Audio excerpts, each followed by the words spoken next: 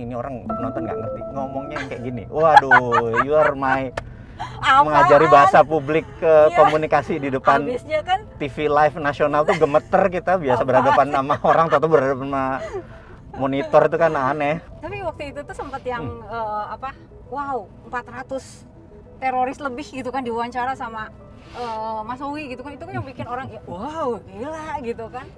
Tapi setelah itu menghilang, Mas Owi hilang dari layar, itu kemana? Lebih banyak di pemerintahan atau gimana? Ya, jadi setiap saya dari Senin sampai Sabtu atau Minggu lah, Senin sampai Minggu adalah makhluk ekonomi gitu ya, binatang, malah binatang ekonomi gitu ya. Tapi di hari Rebo, sebuah lembaga pemerintahan meminta saya sebagai staf khusus di bidang intelijen ekonomi. Perlu disebut namanya nggak? Saya harus lapor dulu. Iya. Dan sehingga kalau di hari Rabu tersebut saya mungkin bisa dikatakan sebagai apa ya, Spider-Man kali ya. Nah, di hari biasa saya adalah Peter Parker gitu. Oh. Jadi ya. jadi ya ada ini yang berbeda gitu ya. Dan tapi tugas itu sudah selesai, sudah paripurna. Sekian lama, jadi ya setahun terakhir kita menjadi independen analis deh. Gitu. Oh gitu. Jadi dan kayak, balik lagi ke aslinya. Selama sekian puluh tahun berbisnis ya itu aslinya gitu. Jadi emang kayak apa? Kayak ada kontrak gitu atau enggak? Di kontrak sekian tahun? Iya, benar. Di kontrak cukup panjang kontraknya gitu. Jadi ya sudah selesai lah. Oke.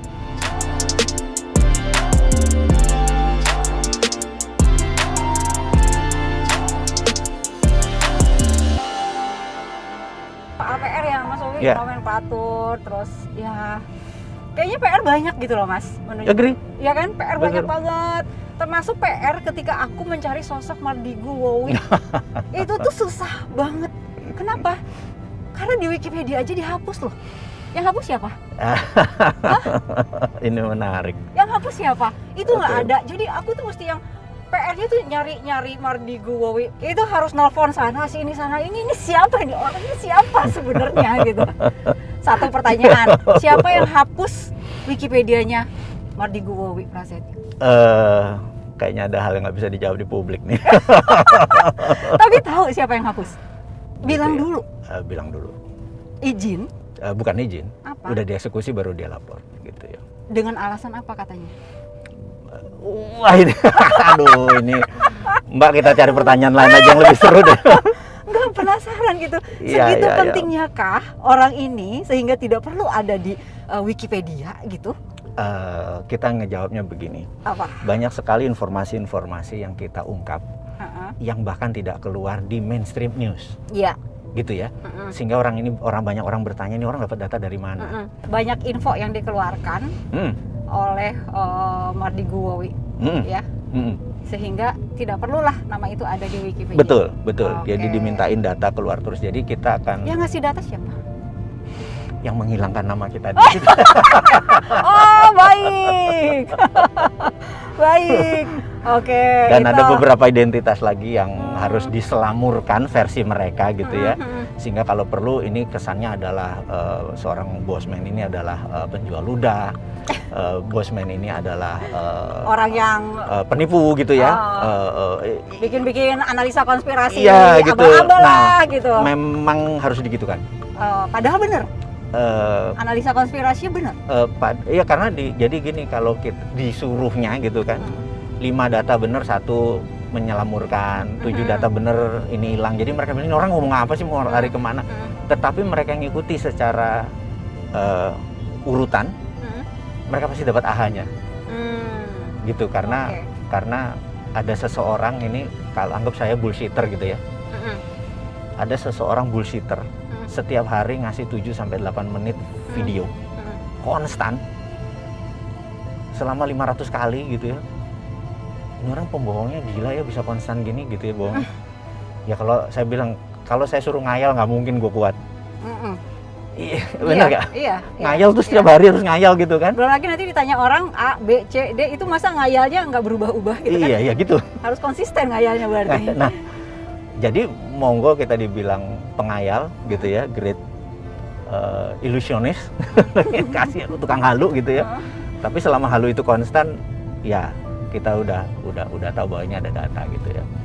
Jadi tujuannya sekali lagi bukan apa yang kita produksi, kita ingin membuat anak-anak muda terutama yang berusia 40 tahun ke bawah, generasi Z, generasi milenial ini untuk mengerti cara cerdas bernegara. Tidak harus mengerti cara cerdas bernegara di Indonesia saja. Saya kasih bagaimana Singapura bernegaranya, bagaimana China, Tiongkok sejak 2013 mengganti strategi bernegaranya secara foreign policy-nya, sementara Amerika apa foreign policy-nya. Kita ajarin mereka supaya nanti pada saat mereka dapat mandat, pada saat mereka mengambil jalur pemerintahan atau public service gitu ya, melayani masyarakat, dia sudah mengerti apa itu kebijakan yang menguntungkan, bukan sekedar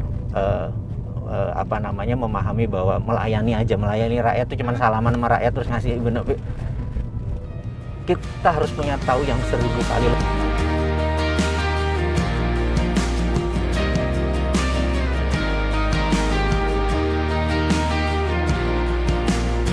Kan aku tahu banget kamu tuh pernah masuk di YouTube-nya Deddy Corbuzier kan. Di situ ngomong bahwa COVID buatan Amerika, Cina, Israel gitu kan, ya. Untuk Trump gitu kan. Kamunya sendiri kena gitu. Masih merasa bahwa itu memang ya dibuat untuk ngalahin Trump. Jadi sebenarnya waktu COVID ini di launching bulan November 2019, kita harus menginform ke masyarakat bahwa COVID memang benar adalah virus yang dari kelelawar dan sebagainya. Tetapi ada 3 laboratorium di dunia ini, di Wuhan, di Israel, sama di Amerika yang bisa mengenrich atau memperkaya. Nah, begitu dia memperkaya ini, dia mempunyai sifat lebih deadly, lebih mematikan.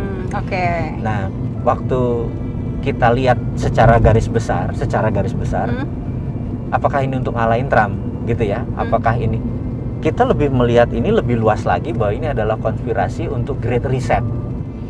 Great Reset itu ada sekelompok manusia yang punya cita-cita, anggap Thanos deh.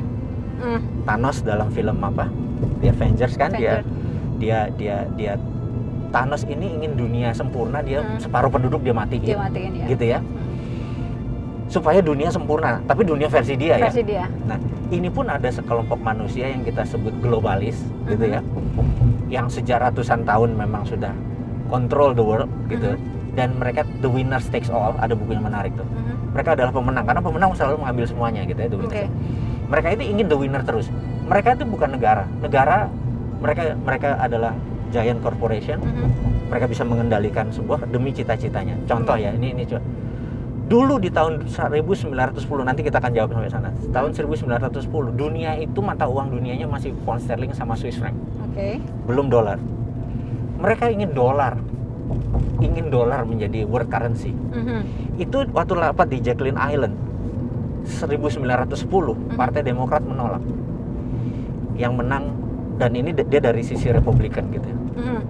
To make story short, separuhnya itu naik di kapal Titanic yang tenggelam, sehingga kebijakannya akhirnya disetujui karena suaranya jadi mayoritas yang setuju bahwa dolar akan menguasai. Baru tahun 44-45 sewaktu Bretton Woods Conference tahun 45 di utaranya Boston itu menyatakan bahwa world currency adalah, waktu Perang Dunia Kedua berakhir, adalah dolar gitu ya.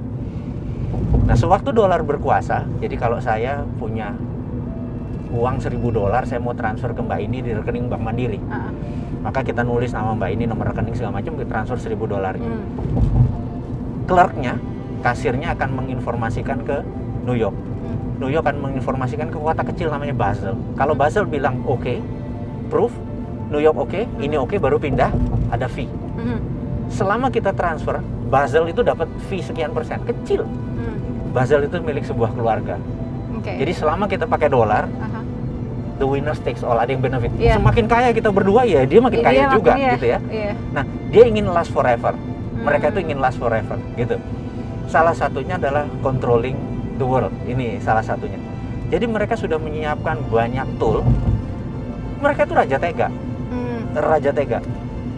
Bisa diingatkan bahwa apakah ini vaksin? Belum. Perang vaksin itu masih tahun depan.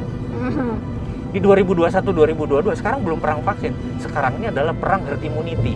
Herd immunity ini kan dia memerlukan vitamin C, vitamin D, benar nggak? Ya. Pertanyaan kita, begitu COVID menyerang, pasien ini diberikan apa? Terbanyak diberikan vitamin. Kita cek, pernah nggak kita kekurangan vitamin? Oke. Jawabannya tidak, karena mereka ready before ini di launching. Oke. Jadi someone ada yang benefiting. Jadi kalau di dunia intelijen itu selalu melihat adalah who's benefiting. Begitu yang benefit adalah si A, dia main. Jadi siapa yang benefiting? Bayangin selama 8 tahun ada Obamacare di Partai Demokrat. Obamacare itu adalah pharmaceutical atau dunia sistem health system panen akbar. Begitu Trump jadi, ini ditebas karena Trump military industrial complex darlingnya. Military industrial complex darlingnya, bukan farmasi industrial seperti zamannya Obama. Ini kan, waduh, pengen nyari permainan lagi kan? Sekarang saham farmasi kan naiknya gila-gilaan gitu kan? Nah, ini yang kita sebut bahwa COVID adalah political tool. Nah, begitu nanti Biden jadi atau Trump jadi lagi, tugas COVID sebagai political tool selesai. Itu yang dimaksud selesai COVID itu Selesai maksudnya COVID bukan itu- selesai Bukan COVID-nya selesai. Iya, Nah, iya. COVID menjadi pandemik biasa yang diuntungkan dunia farmasi dan Iya, sistem iya. kesehatan. Nah, Iya. sekali lagi, jadi karena ini political tool, dia random. Salah satunya adalah pukul Trump. Karena dia anti globalis kan, dia kan patriotis nasionalis gitu ya. Base-nya itu picture besarnya. Kejawab mudah-mudahan. Nah, waktu saya kena, makanya banyak yang bilang bahwa kenapa cuman lo yang kena gitu kan?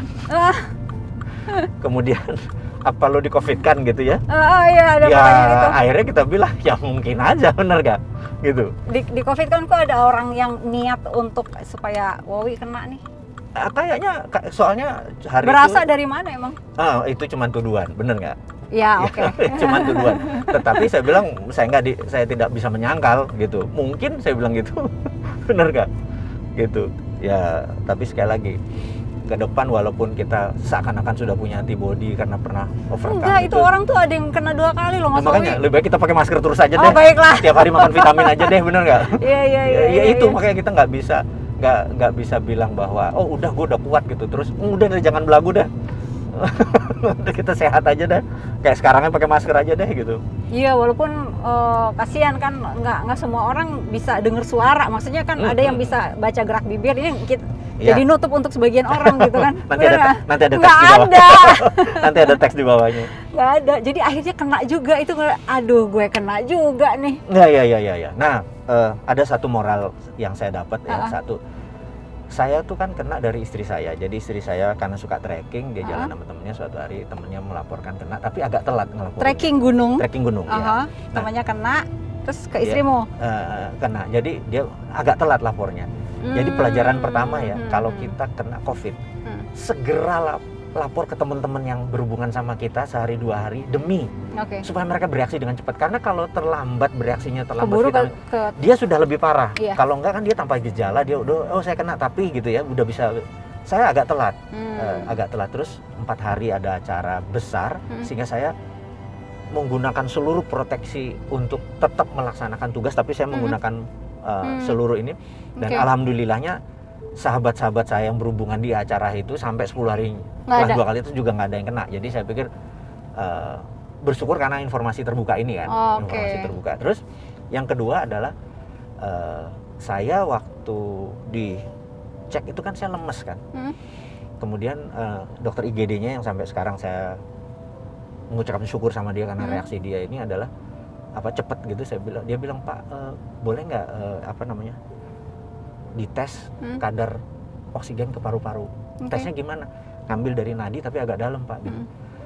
Itu rasanya jarum masuk tuh ngurek kiri ngurek kanan selama sekian menit itu kan gemeter juga rasa sakitnya, bener nggak? Nggak pakai obat bius apa? Nah, juga harus intinya lah begitu diambil terus kadarnya Pak cuma 82% Bapak kalau bisa harus dirawat. Jadi oksigen ke tubuh saya cuma 82%, tidak 95 sampai 100 yang harusnya gitu ya. Ternyata paru kanan saya sudah kayak kabut gitu ya. Cepat Sehingga, juga ya itu. Padahal, nah terus dokter bilang, Bapak berkenan pakai plasma. Saya bilang, plasma itu apa? Saya sederhanakan Pak ya. Plasma itu adalah orang yang sudah sembuh dari COVID, diambil inti darahnya nama plasma untuk ngajarin darah Bapak, antibodinya Bapak muncul dan lain sebagainya supaya lebih cepat pinter. Jalan pintas gitu ya? Ini bisa baca tulis, masih ABCD. Untuk perang lawan COVID ini perlu. Nah ini udah lebih pinter, jadi Bapak antibodinya lebih cepat diproduksi. Saya bilang, oke, nggak masalah. Tapi ada satu hal Pak, tolong nanti kalau sembuh Bapak menyumbangkan plasmanya. Saya bilang, saya janji, karena saya nggak pernah mau imbalans atau tidak seimbang pada kehidupan. Saya janji. Udah? Nah udah alhamdulillah. Nah terus akhirnya begitu dipakai satu apa ya istilahnya, satu kantong gitu, langsung dites, langsung lompat. Sebenarnya dalam jangka waktu berapa hari? Cepat sekali. Baru pakai pagi itu, pagi besoknya diambil swab udah langsung. Oh iya? Kalau di tempat lain udah keluar tuh. Oh. Dan itu 3 hari pertama karena susah. Terus dia nanya, Pak, saat ini banyak orang yang sudah sembuh tidak mau menyumbangkan plasmanya. Karena katanya. mereka nggak mau nyumbangnya kenapa? Mungkin alasannya lain, satu tidak tahu. Padahal yang dikeluarin dari badan kita paling berapa banyak itu? Makanya mungkin satu karena tidak tahu, dua karena banyak dokter yang masih mempertanyakan metodologi ini dan lain sebagainya. Tapi intinya adalah saya merasa feel benefit, saya merasa mendapatkan diuntungkan. Terus saya bilang saya janji. Terus ya udah kita keluar. Seminggu kemudian saya sama dokter, saya tanya, Dok, plasma itu apa supaya saya lebih puas? Dia bilang, jadi kalau kita bagi 3 kategori, ada yang kategorinya ringan atau bahkan tanpa gejala yang isolasi di rumah, itu tidak perlu plasma. Tapi kalau mungkin antara medium sampai severe atau sampai parah itu cocok. Tapi yang akut itu mungkin beda lagi. Jadi mungkin yang di tengah inilah yang cocok pakai plasma. Dan dia di rumah sakit itu dan dokter-dokter yang pakai plasma menyatakan kesembuhannya tinggi sekali gitu ya. Nah, saya jadi pede untuk mempromosikan plasma. Karena itu kita buat video, mengucapkan terima kasih kepada nakes, tenaga kesehatan seluruhnya, bukan yang karena nolong saja. Ternyata saya itu bisa setiap 2 jam pencetin itu karena perlu ini. Pencetin untuk manggil ininya, infusnya habis lah, inilah gitu ya. Itu saya lari-lari kan, tenaga kesehatan itu sampai nanya, Pak berapa orang di lantai ini? Pak 32 Pak. Pegawai ini berapa? 17 itu bisa begini-begini terus katanya. Dan mereka itu sampai dikasih sebuah minuman karena nggak sempat makan. Oh my god. Jadi mereka, saya bilang, wah ini orang militan sekali menolong orang, sementara dia kadang-kadang nggak sempat, cuma dikasih apa, mereknya S itu depannya gitu. Dan itu semua nutrisi ada, karena nggak sempat makan formil. Jadi mereka cuma neguk, tapi tidak kekurangan karena itu. Saya sampai terharu saya. Gila, nakes kalau kayak gini nih, COVID harus segera hilang gitu kan. Nah sementara metode plasma ini ternyata efektif.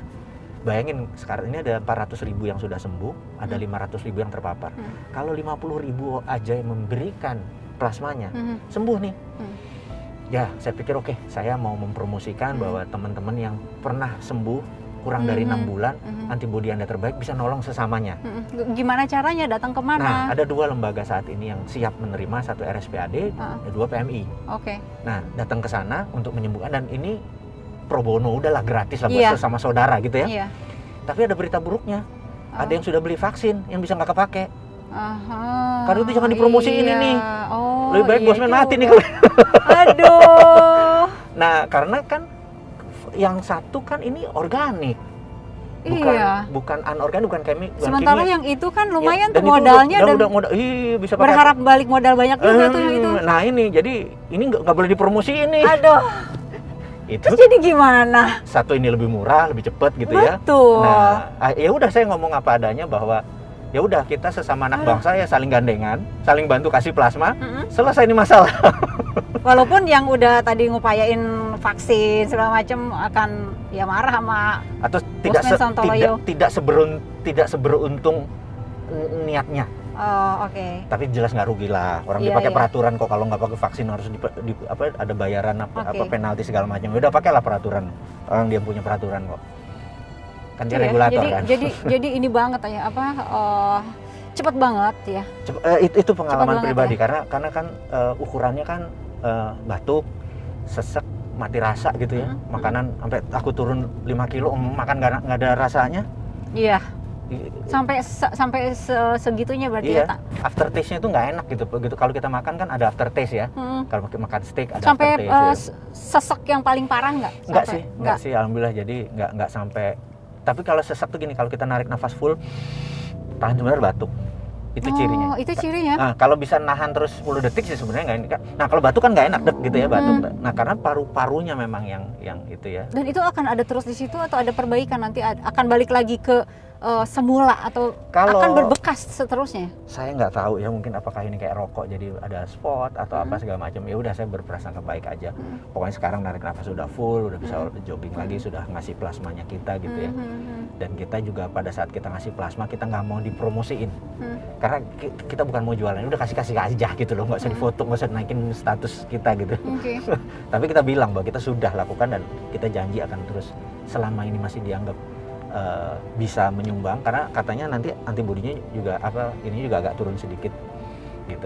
Mas Woyo waktu belum kena ya kan ngomong COVID begini, COVID begitu gitu, wah segala macam teori dan segala macam ya segala macam yang ada di YouTube lah, bisa dibuka semuanya.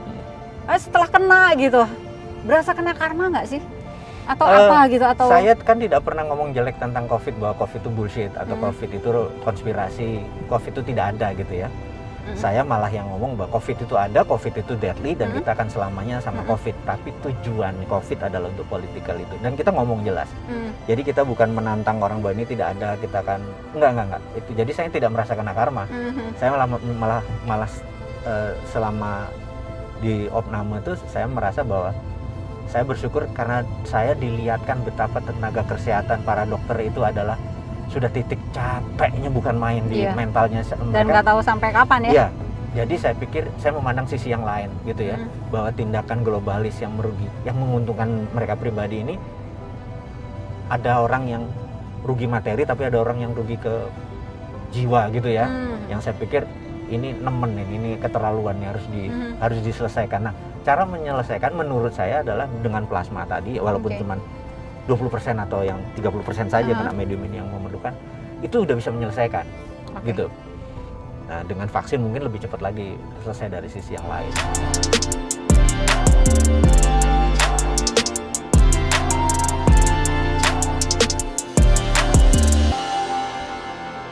Indonesia itu kan ya damai-damai tapi anget, sebetulnya tuh kayak ada sekam gitu loh.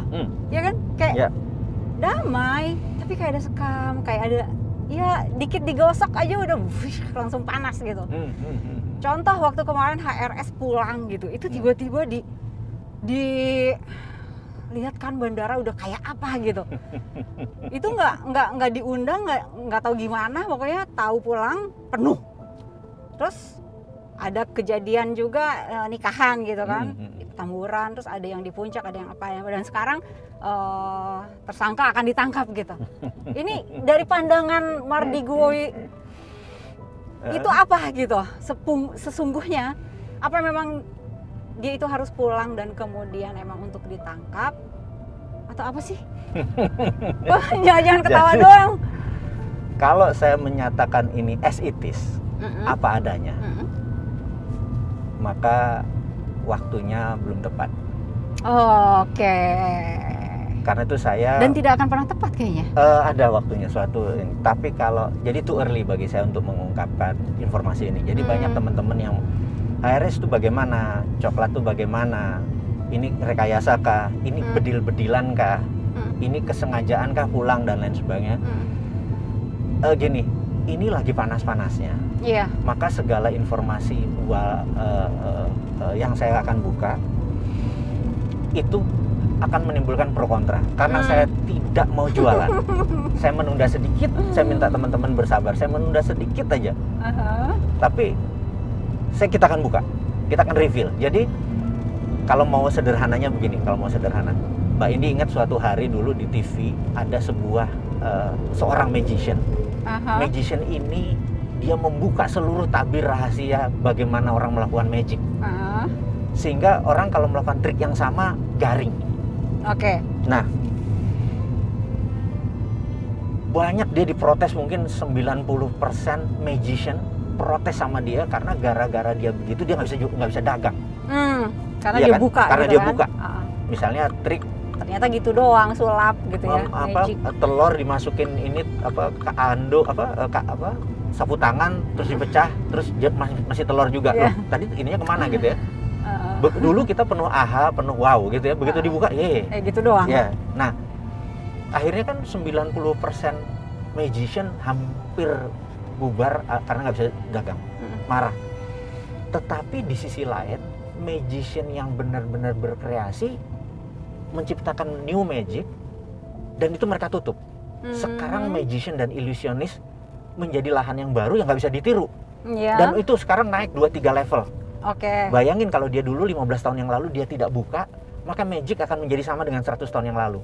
Nah, balik lagi ke yang itu. Nah, Bossman ini niatnya adalah membuka magic reveal, the political reveal mau dibuka. Supaya yang anjing-anjingin kan banyak. Kampret tuh, bangke tuh Bossman gitu kan. Dibuka nih rahasianya, gini loh cara korupsi. Jadi korupsi yang paling rendah adalah makan anggaran. Korupsi yang paling tinggi rubah kebijakan. Wah, ini ada magic yang harus dibuka nih. Hal ini. Tapi jangan sekarang, ini masih hangat. Kalau masih hangat nanti tujuan dia yang mulia tidak tercapai, tujuan yang ini yang mulia tidak tercapai.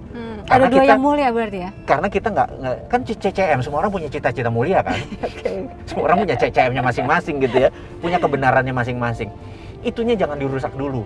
Karena kita nanti menjadi orang yang ya persona non grata dari semuanya. Sementara kan kita mau ambil pelajaran, kita bukan mau jadi terkenal.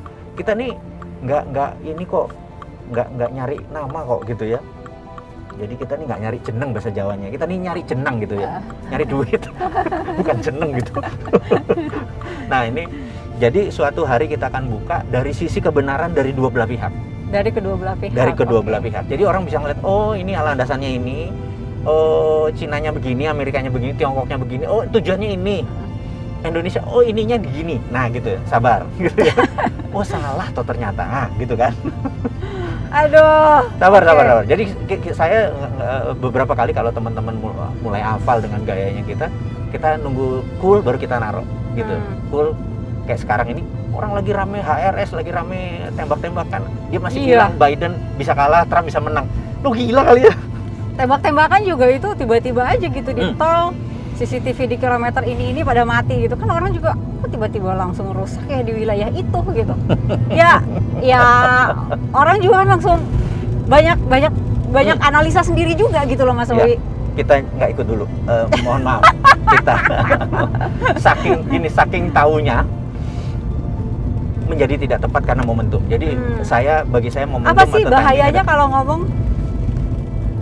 Kan ujung-ujungnya kita ini ingin bernegara ini dalam direction arah yang menjadi negara berdaulat, powerful, menjadi global player, menjadi pemainnya bukan jago kandang, bukan tarkam, bukan antar kampung, bener nggak? Nah, ini tuh harus sampai jadi dulu baru hikmahnya kita beri. Ini masih di sini, masih belum di atas. Tuh. Nanti eskalasinya masih naik nih. Biarin aja. Nyawa 6 lewat juga biarin aja. Itu nyawa kan udah terjadi, nggak akan terjadi lagi. Tapi eskalasinya naik. Nah, eskalasi naik ini begitu mateng. Nah, ini yang benar nih gitu. Baru kita ngomong. Masih begini. Too early. Jadi kayak gini deh. Sewaktu Biden menang jadi oleh quick count, dinyatakan selamat padahal KPU Amerika belum memutuskan. Iya. Kenapa sih mesti buru-buru? Kayak di sini kan? Di sini juga kan. Kita cuma bilang alhamdulillah Anda menang. Udah sebatas itu. Tapi kita belum menyelamatkan Anda. Selamat ya, selamat berjuang, semoga amanah. Nanti pada saat KPU menyatakan dok, bener nggak? Iya. Jadi hal itu membuat kita ngerti bahwa ini udah puncaknya, nggak bisa digugat lagi gitu ya. Nggak usah buru-buru, sabar. Ini pun masih sama nih. Pak HRS dengan kasus ini masih akan naik, belum sampai doknya gitu. Nah di situ baru kita buka gitu. Jadi kita selalu membuka sesuatu yang sudah matang. Oke.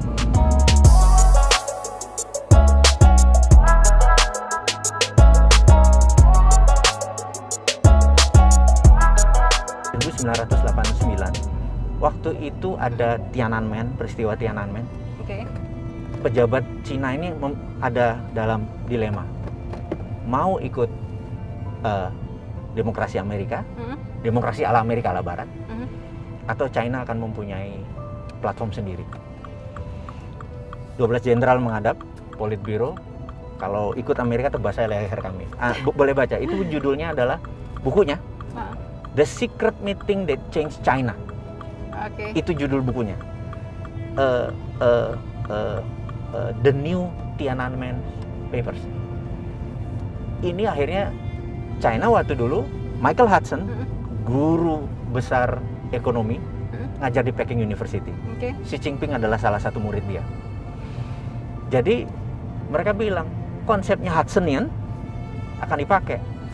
Nah, sejak saat itu China memutuskan, Tiongkok ya, saya selalu menyebut Tiongkok sebagai negara karena China adalah ras. Saya nggak anti China, saya anti komunis Tiongkok. Nah, ini harus clear nih. Oh, oke. Bukan rasnya, bukan orangnya, tapi ya arah itunya ya. Iya. Jadi kalau Taiwan dia bukan komunis gitu ya. Ini sekali lagi ini cuman terminologi yang supaya paham. Kalau nyebut Tiongkok sih gitu, karena negara yang komunis gitu ya. Nah, kebijakan dia kalau komunis itu di dalam negaranya saya nggak ada masalah. Tapi sewaktu dia ofensif, walaupun pakai ekonomi, kita mempertanyakan, bukan anti loh. Kita mempertanyakan. Ini hanya saya harus banyak yang harus saya luruskan karena orang-orang banyak bilang lu anti Cina ya gitu. Enggak, partner bisnis gue Cina semua. Komisaris gue berapa yang Cina gitu ya. Dan saya pun berdagang sama orang Cina yang di Cina, yang di Tiongkok. Tapi swasta. Saya ini anti BUMN yang di bawah kementerian. Kenapa sih? Indonesia juga anti. Jadi BUMN gini, Indonesia juga anti. Temasek, Kasana itu BUMN, tapi tidak di bawah kementerian. Tidak ada yang bukain selamat pagi Bu, selamat pagi Pak, tidak dalam struktur departemen. Karena kalau dia di dalam departemen, jadi secara undang-undang ya, presiden dibantu oleh menteri. Itu dalam undang-undang. Menteri ini kementerian itu adalah regulator. Sementara di bawahnya dia namanya operator. Operation. Jadi contoh, BUMN itu badan usaha milik negara. Kalau di bawah kementerian, dia regulator, dia operator, mati swasta. Jadi kalau saya nih dapat mandat, saya bubarin itu departemen BUMN, kementeriannya bukan BUMN-nya, BUMN-nya di bawah menteri terkait. Itu sebabnya Mardigu tidak pernah dapat mandat buat itu. Karena itu nggak pernah dapat mandat. Gitu. Iya, itu sebabnya. Karena teman-teman nanti nggak, yang itu tim sesnya nggak bisa dapat jabatan komisaris. Nggak dapat. Siapa yang membantu bosman gitu kan? Aduh, ya ampun.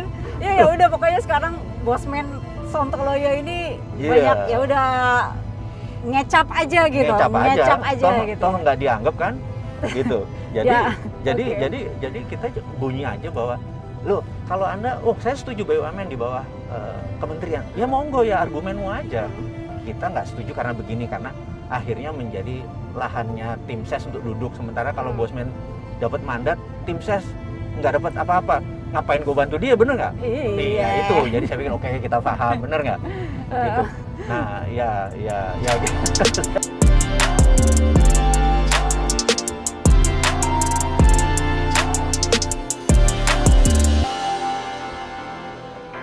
Aku tuh kan kenal Mas Wowi dulu pengawal terorisme, ceritanya gitu ya, ceritanya. Terus udah gitu kemarin kan banyak tuh di YouTube, ya sebut saja gitu, yang terkenal tuh semuanya ada Mardigu. Tunggu, ini perasaan narsum gue nih. Tunggu ya. Ini gue harus dapat nih narsum gue nih. Tapi kamu tuh ada di mana?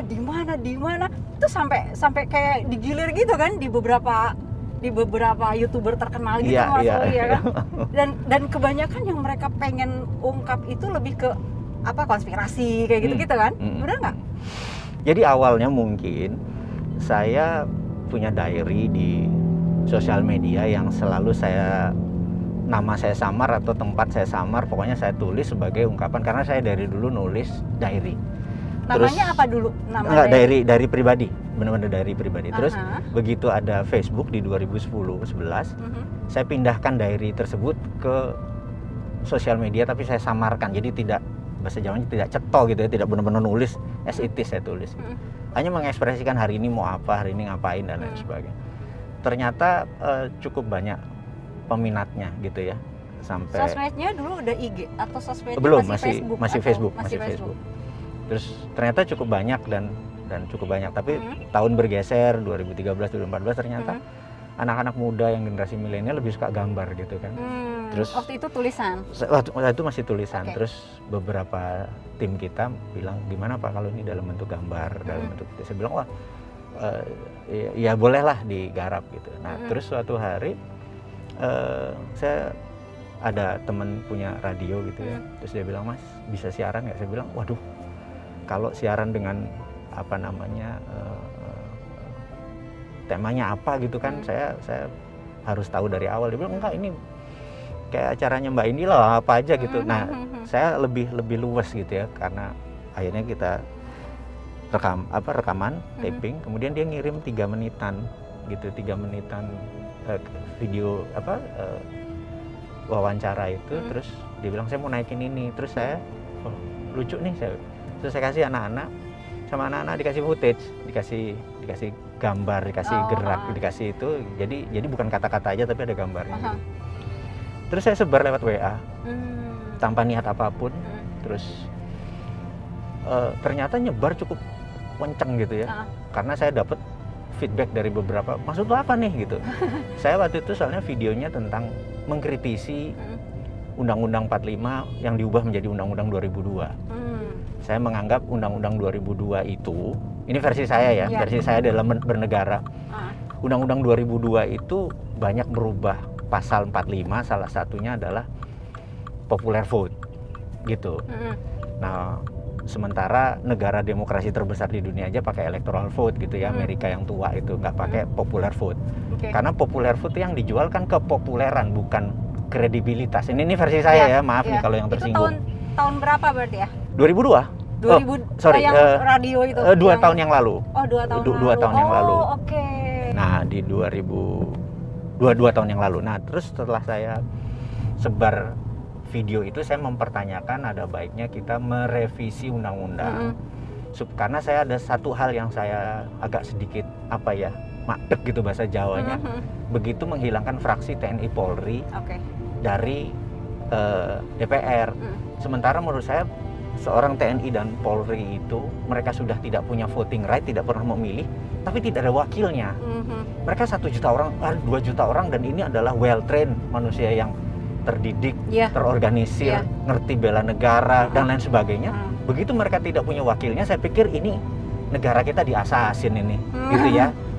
Saya bunyikan itu bahwa kita harus revisi ulang. Saya maunya termasuk nambah satu lagi, ASN kalau perlu kan dia tidak usah milih, kalau nggak nanti dipaksa sama atasan, bupatinya, wali kotanya lah, gubernurnya lah, memaksa. Nah, ASN kalau perlu tidak memilih, tetapi punya wakilnya di DPR. Dan itu barang nyampe ke pemerintah atau nyampe? Karena teman-teman pejabat yang nanya, maksud lu apa nih gitu dan lain sebagainya gitu ya. Saya bilang, segitu kenceng. Sampai sahabat saya Mas Roy Martin itu bilang, Mas ini suara kamu. Saya bilang, iya. Kamu harusnya taruh mukamu. Kenapa? Karena lu nggak bertanggung jawab nih. Kalau suara doang. Suara plus nama? Enggak. Waktu itu belum, masih suara doang gitu ya. Terus dia bilang lebih baik ada mukamu, jadi kamu bertanggung jawab. Jangan kayak gini. Saya pikir bener juga. Tapi saya kalau taruh nama saya dibilang jualan. Bener nggak? Saya kan nggak niat jualan, gue orang mau pensiun kok, saya bilang gitu. Terus gini aja, taruh namamu aja, jadi bertanggung jawab gitu. Nah terus video berikutnya kita taruh nama tapi kita nggak taruh foto karena kita nggak ada niatan untuk jualan gitu ya. Kita cuman akhirnya video 2-3 kita taruh di YouTube, ternyata responnya cukup bagus. YouTube pertama YouTube Mas Wowi tahun berapa ya berarti? 24 Juni 2019. Baru dong? Baru. Itu YouTube pertama? YouTube pertama. Tapi sekarang followernya udah edan-edanan gitu ya? Ya itu yang nggak ngerti, karena kita nganggap satu tema kita berat kan. Kita rencananya mau buat 1000 video cara cerdas bernegara. 1000, sekarang baru 450. Ya berarti kan, dan itu setiap hari gitu ya kita berikan teman-teman milenial. Saya merasa sejak reformasi 98 itu PMP, pendidikan moral Pancasila, kemudian P4 bernegara kita tuh sangat kecil sekali porsinya, bahkan nggak ngerti sejarah, banyak nggak ngerti. Orang isinya hafalan semua dan porsinya mengecil. Jadi saya pikir terus juga pejabat sekarang banyak nggak ikut Lemhanas. Dulu di zamannya zaman Pak Harto apalagi ya, kita bukan membanggakan atau menjelekkan, tapi sisi positif kita lihat di zaman Pak Harto itu semua calon menteri di Lemhanaskan. Jadi Lemhanas dulu. Jadi kalau udah dipanggil Lemhanas, ini calon menteri nih. Padahal dari 100 orang yang dipanggil cuma 1 yang jadi gitu ya. Kalau sekarang ini dia jadi dulu. Sementara bela negaranya tidak ngerti. Jadi menurut saya karakter dia sebagai negarawan atau statement belum jadi. Nah boleh dong kita bersuara bahwa ada baiknya mereka sebelumnya dilemhanaskan dulu. Jadi kalau ada misalnya Pak Presiden sekarang mau reshuffle nih, mungkin saya kasih judul Pak Jokowi Get Talent gitu ya. Tapi menteri. Tapi ada 2 tuh yang menteri harus diisi kan?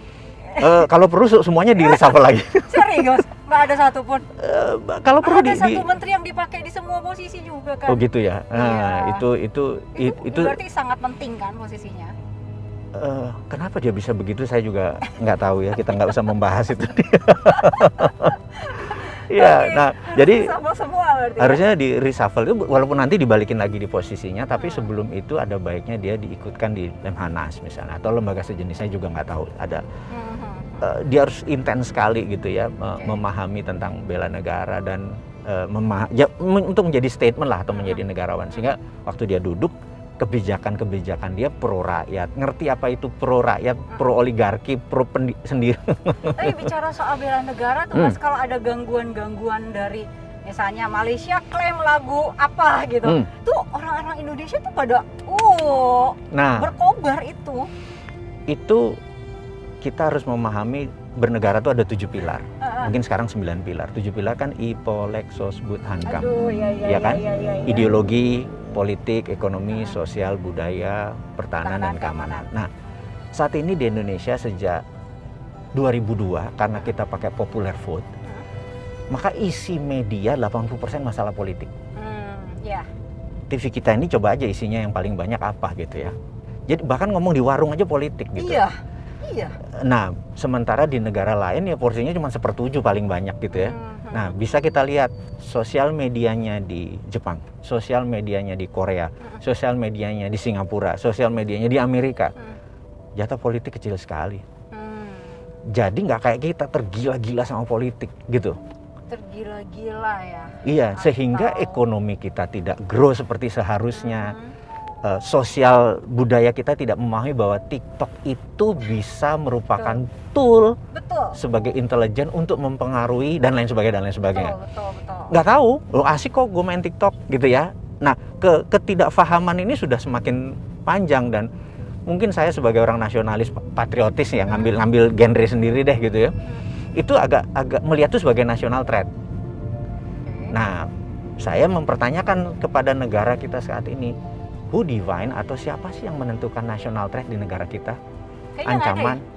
Nggak ada. Nggak ada. Di kita nggak ada ya? Nggak ada. Harusnya ada. Harusnya ada. Di Amerika ada NSA, National Security Agency, ada eksekutornya CIA dan lain sebagainya gitu ya. Terus ada Defense Intelligence Agency. Di Indonesia satu-satunya negara dari 160 negara yang nggak punya badan intelijen pertahanan gitu ya. Jadi kalau BIN itu usernya presiden, BAIS itu usernya panglima, Menteri Pertahanan harusnya ada dia ya. Tidak harus rumit, dan tidak harus banyak, karena ini bidangnya beda-beda, gitu. Bidangnya pertahanan beda sama keamanan, gitu ya. Keamanan ranah polisi, pertahanan ranah militer. Militer tugasnya satu, eradicate threat, meniadakan ancaman. Polisi tugasnya adalah mempidanakan ancaman. 2 hal yang berbeda. Ini meniadakan ancaman. Kalau belum ada ancaman udah hilang dulu gitu kan? Iya. Itu memang fungsinya. Nah ini begitu ada ancaman atau threat tadi, udah jebol duluan, udah maling, udah korupsi, dia baru mempidanakan. Ini pra, ini after, gitu kan? Yang begini-begini ini nomenklatur negara toto dahar kalau orang Jawa bilang tuh. Saya banyak terminologi Jawa karena latar belakangnya Jawa Timuran gitu. Makan aja ada totonya gitu ya, piring di sini, sendok di sini, garpu di sini gitu ya. Nah, nomenklatur bernegara ini banyak yang harus dibetulin. Misalnya Departemen Sosial itu jangan di bawah negara atau pusat, tapi Departemen Sosial yang lebih tahu adalah pemerintah daerah. Jadi bubarin aja tuh departemen itu. Gus Dur udah coba bubarin dan ngerti kan, Gus Dur bubarin, sekarang setiap menterinya korupsi. Gitu kan, dari dulu dibubarin gitu kan, gitu. bernegara itu Anda akan mempunyai power, Anda akan mempunyai kedaulatan, dan saat ini Indonesia sebenarnya negara yang harusnya menjadi global player, bukan follower. Dan untuk menjadikan negara global player, Anda harus berdaulat. Anda tidak boleh bergantung pada asing atau bergantung pada bahkan teknologi asing, pengetahuan asing dan lain sebagainya. Anda harus bergantung pada kekuatan sumber daya manusia Indonesia, sumber daya alam Indonesia, dan ini adalah power. Kita punya geopolitik yang besar. Geopolitik adalah kekuatan geografi untuk keunggulan politik, dan geoekonomi adalah kekuatan geografi kita untuk keunggulan ekonomi. Jadi kita mau mengingatkan dengan cara cerdas bernegara. Saya harap ke depan 2024 sampai seterusnya Indonesia bukan lagi negara yang follower atau me too, tapi menjadi negara berdaulat yang punya arah yang jelas. Saya harap teman-teman muda rajin baca buku, berdiskusi yang sehat, tidak mengkritik tanpa ada solusi, dan terus semangat walaupun Anda merasa ekonomi sekarang berat karena masalah COVID, tapi ini semua adalah great reset yang membuat Indonesia menjadi negara terbaik. Oke. Terima kasih. Serius banget ya? Iya dong.